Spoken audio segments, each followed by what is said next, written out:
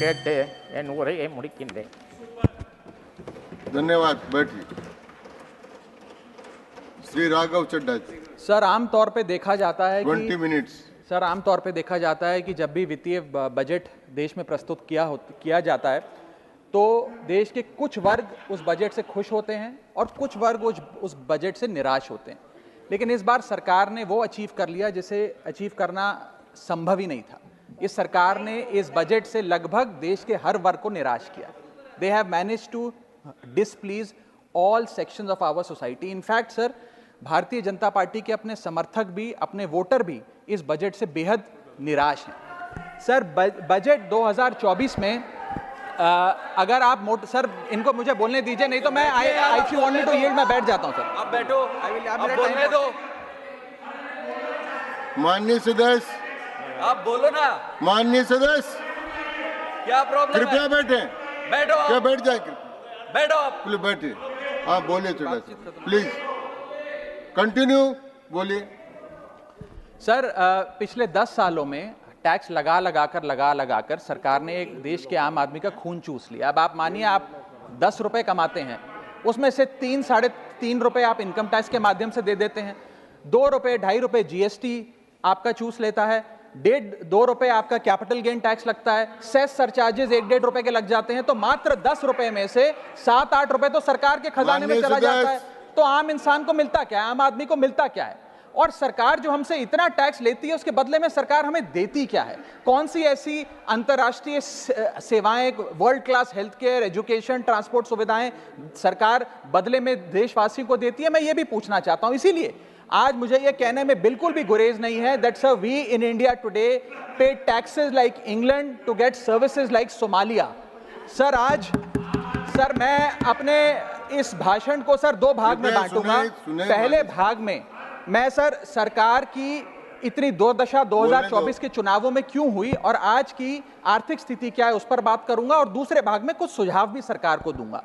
Sir पहले 2019 में भारतीय जनता पार्टी की 303 सीटें थी। देश की जनता ने उन सीटों पर 18% जीएसटी लगाकर इनको 240 सीटों पर ला खड़ा किया। सर इसके कई कारण बताए जाते हैं। कोई कहता है कि धर्म का कार्ड नहीं चला, कोई कहता है जातीय कारण है, तो कोई कहने लगता है कि टिकट डिस्ट्रीब्यूशन में कमी रही। सर ये सब ऊपरी कारण है। मैं 3 कारण बताता हूं जिस वजह से भारतीय जनता पार्टी की ये दुर्दशा हुई। पहला कारण है इकोनॉमी, दूसरा कारण है इकोनॉमी, और तीसरा कारण भी है इकोनॉमी। सुनिए प्लीज, ये सर मैं बैठ जाता हूं। ये राष्ट्रपति के अभिभाषण पर चर्चा नहीं है, ये आम बजट पर चर्चा है। माननीय राघव चड्ढा जी आपस में बात नहीं करें। माननीय राघव चड्ढा जी, ये राष्ट्रपति के अभिभाषण पर चर्चा नहीं है, ये आम बजट पर चर्चा। बोलिए आप। सर बजट पे आप बोलो। आप बजट पर बोलिए, आम बजट। सर अगर आपने मेरी पूरी बात सुनी होती तो शायद इतनी आपत्ति इन लोगों को ना होती। सर मैं यही कहना चाह रहा हूं कि कई कारण बताए जाते हैं चुनावी हार के, लेकिन मेरे मुताबिक 3 महत्वपूर्ण कारण है। पहला कारण इकोनॉमी, दूसरा कारण इकोनॉमी, और तीसरा कारण भी इकोनॉमी। मैं इकोनॉमी की बात कर रहा हूं, चुनावों की बात नहीं कर रहा। सर पहला कारण, सर मैं बैठ जाता हूं सर, इनको चिल्लाने दीजिए, मैं बैठ जाता हूं सर। माननीय सदस्य बैठिए। जब आपका समय आए तो आप बता देना दिल्ली में कैसे आ रहे, अभी उनको बोलने दीजिए। बोलिए बंद। अभी उन्होंने बना दिया है। बोलिए। सर पहला कारण हार का है rural income and inflation. Sir Bharat की 60% से ज्यादा आबादी सर गांव में बसती है, लेकिन आज सर सर ये ठीक नहीं है सर। इनकी तबीयत खराब है, इनके पेट में क्यों दर्द हो रहा है? इनकी तबीयत खराब है, इनकी तबीयत खराब है। क्या दिक्कत है? इनके पेट में दर्द हो रहा है, इनकी तबीयत खराब है क्या सर? आज आप बैठिए, बैठ जाए। माननीय सदस्य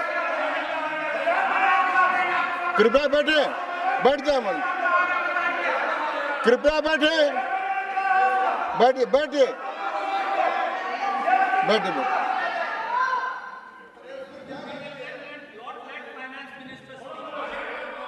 आप माननीय सदस्य डिस्टर्ब मत करें, इनको बोलने दें।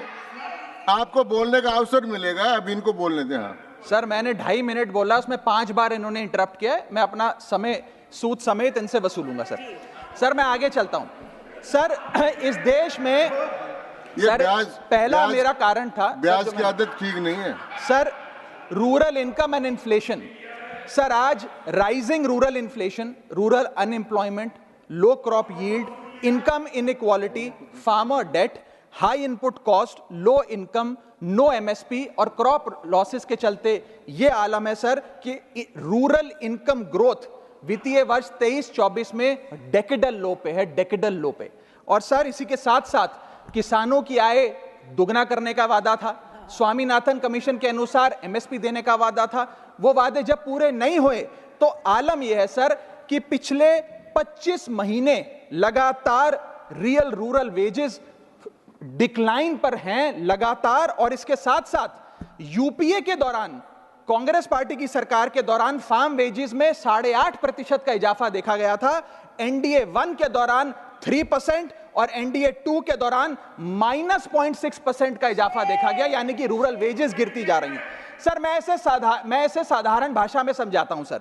सर 2014 में एक दिहाड़ी मजदूर एक दिन की अपनी दिहाड़ी से 3 केजी अरहर की दाल खरीद सकता था सर।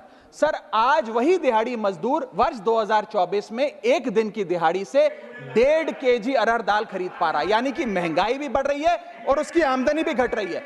इसका नतीजा क्या हुआ सर? इसका नतीजा यह हुआ कि इनका वोट शेयर घटा, रूरल एरियाज में 5% भाजपा का वोट शेयर घटा, इनके खुद के यूनियन एग्रीकल्चरल मिनिस्टर चुनाव हार गए और 398 रूरल सीट्स में से 2019 में इनको 236 मिली थी, आज 398 सीट्स में से इस बार मात्र 165 सीटें मिली हैं, यानी कि रूरल इंडिया में इनको नकार दिया गया है सर। सर दूसरा मेरा जो आज देश में आर्थिक स्थिति है जिसके कारण इनकी भी ये चुनावों में दशा हुई, उसका है फूड इन्फ्लेशन। सर थाली का बजट बिगड़ गया सर, आटा हो, दूध हो, चावल हो, दही हो, हर वस्तु पे महंगाई का आलम है, जीएसटी का आलम है और लगातार इस देश में फूड इन्फ्लेशन बढ़ता जा रहा है।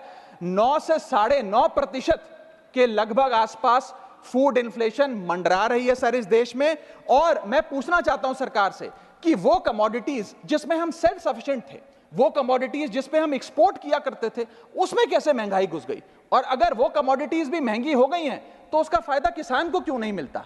वो सारा पैसा जा कहां रहा है? ये एक बड़ा महत्वपूर्ण सवाल है सर। आटा 2014 में 21 रुपए प्रति केजी बिका करता था, आज 42 रुपए प्रति केजी हो गया है। दूध 30 रुपए प्रति लीटर के आसपास बिका करता था वर्ष 2014 में, आज 2024 में 70 रुपए प्रति लीटर बिकता है सर। देसी घी 2014 में 300 रुपए प्रति केजी पे बिका करता था, आज 2024 में 675 रुपए प्रति केजी बिकता है। अरहर की दाल 80 रुपए प्रति केजी बिका करती थी 2014 में, आज 230 रुपए प्रति केजी बिक रही है और न जाने कितनी वस्तुओं के दाम आसमान छू रहे हैं सर। और अगर यही रफ्तार रही महंगाई की तो जितनी रफ्तार से 303 से 240 पर आए हैं उससे तेज रफ्तार से 240 से 120 पर आएंगे सर ये लोग। Sir third reason is unemployment, यानी कि बेरोजगारी। सर इनफॉर्मल सेक्टर हो या फॉर्मल सेक्टर हो, अनऑर्गेनाइज सेक्टर हो या ऑर्गेनाइज सेक्टर हो, हर जगह अनएम्प्लॉयमेंट है। और सीएमआई की रिपोर्ट यह बताती है कि अनएम्प्लॉयमेंट दर ऑर्गेनाइज सेक्टर की इस देश में 9.2% है। अनऑर्गेनाइज सेक्टर की तो बात ही भूल जाइए, ऑर्गेनाइज सेक्टर की अनएम्प्लॉयमेंट दर 9.2% है। और हम लोग अपने देश के ह्यूमन रिसोर्सेज को किस कागार पे लाकर खड़ा कर दिया है उसका आलम देखिए सर।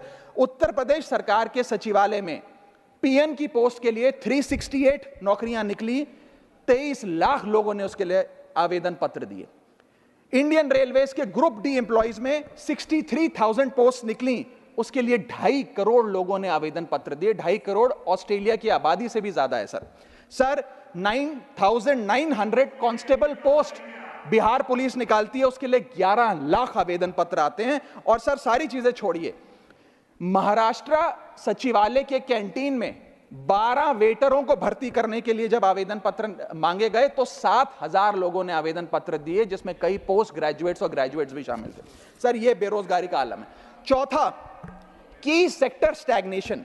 जितने की सेक्टर्स हैं इस देश में, कंस्ट्रक्शन हो, ट्रेड हो, जो इंप्लॉयमेंट क्रिएट करते उसमें एक स्टैग्नेशन आता जा रहा है। और इंडस्ट्री का इन्वेस्टमेंट जिसे कहते हैं ग्रॉस फिक्स्ड कैपिटल फॉर्मेशन, वो लगातार घटती जा रही है। और मुझे बताते हुए दुख है कि न्यू प्राइवेट इन्वेस्टमेंट वित्तीय वर्ष 24-25 के पहले क्वार्टर में 25 ईयर लो पर आ खड़ी है, यानी कि निवेश नहीं कर रही है इंडस्ट्री आज भारत देश की। सर, पांचवा कारण है गिरती हुई पर कैपिटा इनकम, यानी कि प्रति व्यक्ति आय। देश के 12 राज्यों में लगातार पर कैपिटा इनकम घटी, उन 12 में से 9 राज्यों में भारतीय जनता पार्टी का वोट शेयर भी घटा। छठा कारण, decline in financial savings and rising debt burden on the Indian household, यानी कि एक औसतन भारतीय परिवार का कर्ज बढ़ता जा रहा है और उसकी सेविंग्स घटती जा रही हैं। फाइनेंशियली हम लोग फ्रेजाइल होते जा रहे हैं, और ये रिजर्व बैंक ऑफ इंडिया के गवर्नर ने खुद कहा कि सेविंग्स बैंक अकाउंट खातों में से सेविंग्स गायब होती नजर आ रही हैं। हमारा net financial savings to GDP ratio वो घट रहा है, हाउस होल्ड सेविंग्स वो घट रही हैं, और लगातार सेविंग्स में डिक्लाइन देखा गया। और मैं एक सिर्फ बुराई नहीं करना चाहता, मैं सुझाव भी देना चाहता हूं। मैं आने वाले अपने भाषण के भाग में 8-10 महत्वपूर्ण सुझाव भी सरकार के लिए लाया हूं। देश हित में, देश की अर्थव्यवस्था के हित में सुझाव देना चाहता हूं। पहला सुझाव, index minimum wages with inflation, यानी कि न्यूनतम मजदूरी आय को बढ़ती महंगाई के साथ जोड़िए। Ma'am, inflation erodes purchasing power. Inflation वो महंगाई वो दीमक है जो आपकी परचेजिंग पावर, आपकी संपत्ति को खा जाती है। इसीलिए आज मैं कहना चाहता हूं कि जैसे बेल्जियम जैसे देशों ने ऑटोमेटिक इंडेक्सेशन ऑफ वेजेस लागू किया है, उसी प्रकार हमारे देश में भी मिनिमम वेजेस की ऑटोमेटिक इंडेक्सेशन होनी चाहिए। और यहां मैं ये बताना चाहूंगा कि मेरे नेता अरविंद केजरीवाल जी ने, हमारी आम आदमी पार्टी की सरकार ने देश में सबसे ज्यादा मिनिमम वेजेस दिल्ली में देने का काम किया। दूसरा मेरा महत्वपूर्ण सुझाव, rework the agricultural pricing formula, यानी कि जब किसान खुले बाजार में अपनी फसल बेचने जाता है मैम, तो वहां पर एक मिनिमम रिजर्व प्राइस होना चाहिए, यानी कि उस प्राइस के नीचे किसान की कमाई नहीं होगी, किसान को उस रेखा के नीचे का दाम नहीं मिलेगा। इससे प्राइस वोलेटिलिटी से किसान बचेगा, इकोनॉमिक सिक्योरिटी किसान को मिलेगी और प्रोडक्शन में कंटिन्यूटी रहेगी। मेरा तीसरा सुझाव, legal guarantee to MSP in accordance with Swaminathan commission report. Swaminathan commission report की बात सुनते सुनते कि हम लागू करेंगे, मेरे भी बाल पक गए हैं, लेकिन आज तक लागू नहीं हुआ। मैं अनुरोध करूंगा सरकार से कि उस लीगल गारंटी को देश के किसान को सौंपे। चौथा और बहुत महत्वपूर्ण, हाथ जोड़कर विनती करना चाहूंगा, restore indexation on long term capital gain. Ma'am, पूरे दुनिया में इन्वेस्टर्स को इन्वेस्टमेंट्स करने के लिए प्रमोट करने के लिए इंसेंटिवाइज किया जाता है। इस देश में इंडेक्सेशन हटाकर हम इन्वेस्टर क्लास को डिसइंसेंटिवाइज कर रहे हैं इन्वेस्ट करने के लिए। इंडेक्सेशन हटाना टैक्स लगाना नहीं है, इन्वेस्टर्स को पीनलाइज करने जैसा है। मैडम, मैं बताना चाहता हूं, inflation ravages the value of money. पैसे को खा जाता है इन्फ्लेशन, इसीलिए हम कॉस्ट ऑफ एक्विजिशन को इंडेक्स कर कैपिटल गेन टैक्स की कैलकुलेशन करते हैं। और जो लोग खुश हैं आज कि कैपिटल गेन टैक्स को 20% से घटाकर 12.5 कर दिया है, उनके लिए मैं एक उदाहरण लाया हूं। इस उदाहरण के माध्यम से हम समझ जाएंगे कि कैसे इंडेक्सेशन हटाना इस देश के इन्वेस्टर को एक बहुत बड़ी उसकी जेब पे डाका डालने जैसा है। मैडम, फर्ज करिए कि 2001 में आपने 1 करोड़ रुपए का एक मकान खरीदा। वो मकान की दर 6% के हिसाब से बढ़ती गई उसकी वैल्यू, और आज वो मकान जो 1 करोड़ का आपने 2001 में खरीदा था, वो आज 4 करोड़ 17 लाख रुपए का हो गया। अब 2 सिनेरियो हैं, एक इंडेक्सेशन का सिनेरियो जिसमें आप बेचें उस पर टैक्स लगे, और एक नया सिनेरियो जिसमें आप उसे बेचेंगे तो नई रेट के अकॉर्डिंग उस पर टैक्स लगेगा। मैं पहले पुराने सिस्टम के हिसाब से, इंडेक्सेशन वाले सिस्टम के हिसाब से उस पर कितना टैक्स लगेगा वो आपको बताना चाहता हूं। आज वो मकान जो आपने वर्ष 2001 में 1 करोड़ का खरीदा था, वो आप 4 करोड़ 17 लाख रुपए का बेचती हैं, तो आपकी सेल प्राइस 4 करोड़ 17 लाख, लेकिन आपकी purchase price, inflation adjusted indexed purchase price 1 crore नहीं, लगभग 3 करोड़ 60 लाख के आसपास आती है। यानी कि आपका sale price minus purchase price, जो प्रॉफिट ऑन सेल है, वो 54 लाख रुपए होता है। उस 54 लाख रुपए पर 20% के अकॉर्डिंग आप पे टैक्स लगता है। यानी कि इंडेक्सेशन वाले फॉर्मूले से आपको कुल टैक्स 10,80,000 रुपए देना पड़ता है। मैं राउंड ऑफ करके 11 लाख रुपए कहता हूं।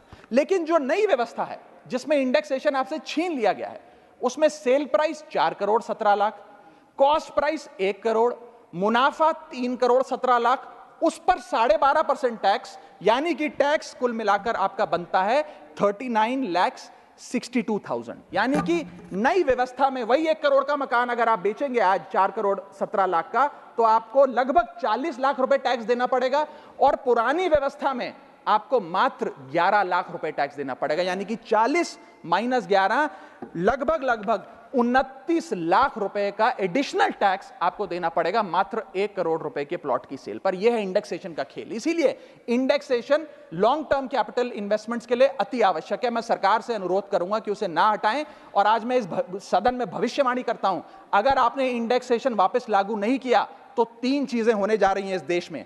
पहला, रियल एस्टेट में इन्वेस्टमेंट गिरने वाली है और लोग अपना ड्रीम होम कभी नहीं खरीद पाएंगे। दूसरा, अंडर वैल्यूएशन होगी प्रॉपर्टी डील्स की, सब लोग सर्कल रेट पे प्रॉपर्टी खरीदेंगे बेचेंगे, कोई असल कीमत नहीं बताएगा। और थर्ड थिंग जो इस देश में होने जा रही है, रियल एस्टेट सेक्टर में भारी तादाद में ब्लैक मनी आने जा रहा है अगर आपने ये इंडेक्सेशन का फैसला वापस नहीं लिया। मेरा 5वां सुझाव सरकार को, फाइनेंशियल सेविंग्स को इंसेंटिवाइज करिए। डेट में, इक्विटी में, म्यूचुअल फंड्स में, बैंक डिपॉजिट्स में फाइनेंशियल इन्वेस्टमेंट्स, और खास करके जो 24 से 36 महीने से अधिक लोग अपनी इन्वेस्टमेंट रखते हैं उन्हें इंसेंटिवाइज करिए, टैक्स मत करिए, पीनलाइज मत करिए। और मैं कहूंगा आने वाले समय में आपको लॉन्ग टर्म कैपिटल गेन पे टैक्स अबॉलिश करने के लिए भी सोचना चाहिए, ना कि उसे सिर्फ कम करना चाहिए। छठा मेरा सुझाव, review, revise and simplify GST. GST जिसे गहरा संकट टैक्स या गब्बर सिंह टैक्स के नाम से आज देशवासी जानते हैं, रोटी हो, कपड़ा हो, मकान हो, हर चीज पे जीएसटी लगा लगा कर हमने इस देश के इन्फ्लेशन पर भी जीएसटी लगा दिया, सारी चीजें महंगी हो गई। मेरा सुझाव है सरकार से कि इस जीएसटी के पूरे फ्रेमवर्क को कॉम्प्रिहेंसिवली स्टडी कर रिवाइज करिए। एक्सपोर्ट ओरिएंटेड सेक्टर्स में जीएसटी कम करिए ताकि हम ग्लोबली कंपेटिटिव बन सकें। एसएमई सेक्टर जो नौकरियां देता है, छोटे उद्योग हैं, उसमें जीएसटी कम करिए। और एसेंशियल कमोडिटीज, दूध, दही, चावल, रोटी, चावल, आटा, उस पर कम से कम जीएसटी विड्रॉ करिए। मेरा 7वां मेरा सुझाव, give more to states. India is a union of states. States की जेब में थोड़ा पैसा डालिए। कोलिशन पॉलिटिक्स के कंपल्शन हम समझते हैं कि आपको बिहार को, आंध्र प्रदेश को ज्यादा पैसा देना था, लेकिन उन राज्यों ने जिन्होंने आपको भरपूर वोट दिया, गुजरात ने, दिल्ली ने, मध्य प्रदेश ने, उड़ीसा ने, झारखंड ने, छत्तीसगढ़ ने, जिन लोगों ने अपने राज्यों की लगभग सारी सीटें आपकी झोली में डाल दी, उनसे क्या गलती हुई? उन राज्यों को आपने दिया एक एक झुंझुना और बाकी 2 राज्यों को पे सब कुछ लौटा दिया। तो ये डिस्क्रिमिनेटरी फेडरलिज्म नहीं होना चाहिए, कोऑपरेटिव फेडरलिज्म होना चाहिए। ये गुहार में लगाना चाहूंगा। और इस सरकार को एक बुरी आदत है सेस और सरचार्ज लगाकर पैसा वसूलने की। सेस और सरचार्ज वो टैक्स है सरकार का जिसे उन्हें राज्यों के साथ बांटना नहीं पड़ता, वो डिविजिबल पूल में नहीं जाता। इसीलिए सरकार सेस और सरचार्ज लगा लगाकर आम आदमी से पैसा वसूलती है। मैडम, अगर केंद्र सरकार 100 रुपए कमाती है तो उसमें से 18 रुपए सेस और सरचार्ज के जरिए कमाती है, यानी कि मात्र 82 रुपए, 100 में से 18 हटा दीजिए, 82 रुपए डिविजिबल पूल में जाता है जो राज्यों में बांटा जाता है। 18 रुपए सीधा सरकार की जेब में जाता है। मैं अनुरोध करूंगा कि सेस और सरचार्ज की या तो इस प्रथा को बंद करें या वो भी डिविजिबल पूल में डालकर स्टेट्स के साथ बांटे। मेरा 8वां सुझाव, जीएसटी कॉम्पनसेशन जो राज्यों के लिए बंद कर दिया गया है उसे कम से कम 5 साल और दीजिए। कई ऐसे राज्य हैं, तमिलनाडु है, महाराष्ट्र है, पंजाब है, गुजरात है, जिनकी अर्थव्यवस्था आज जीएसटी कॉम्पनसेशन के पैरों पे खड़ी हुई है, जो आज हमारे बजट का 10 से 15% हिस्सा इनकम का जीएसटी कॉम्पनसेशन से आता है। मैं अनुरोध करना चाहूंगा सरकार से कि कम से कम 5 साल और जीएसटी कॉम्पनसेशन देकर इन राज्य सरकारों की मदद की जाए। और अंत में बस मैं यही अपनी बात बोलकर खत्म करूंगा मैडम, कि इस बजट ने टैक्स बढ़ा बढ़ाकर इस देश के आम आदमी के खून चूसने का काम किया। मैं अनुरोध करूंगा कि डायरेक्ट टैक्स हो या इनडायरेक्ट टैक्स हो, इस पूरी व्यवस्था पे एक बार फिर से गौर फरमाया जाए। जो मैंने शुरुआत में कहा था उसे दोहराऊंगा, हम 10 रुपए अगर कमाते हैं तो उस पर 3-3.5 रुपए इनकम टैक्स लगता है, उस पर 2 से 2.5 रुपए जीएसटी खा जाता है, 1.5 रुपए का कैपिटल गेन टैक्स लगता है, आधे पैसे का सरचार्ज और सेस लगता है, यानी कि 10 रुपए में से 6 से 7 रुपए सरकार की जेब में चले जाते हैं। यानी कि अगर आप साल में 10 रुपए कमा रहे हैं तो 7 से 8 महीने की जो आपकी कमाई है वो सरकार ले जाती है, मात्र 3-4 महीने की कमाई आपकी जेब में आती है, और उस पर भी अन्य प्रकार के टैक्स लगते हैं।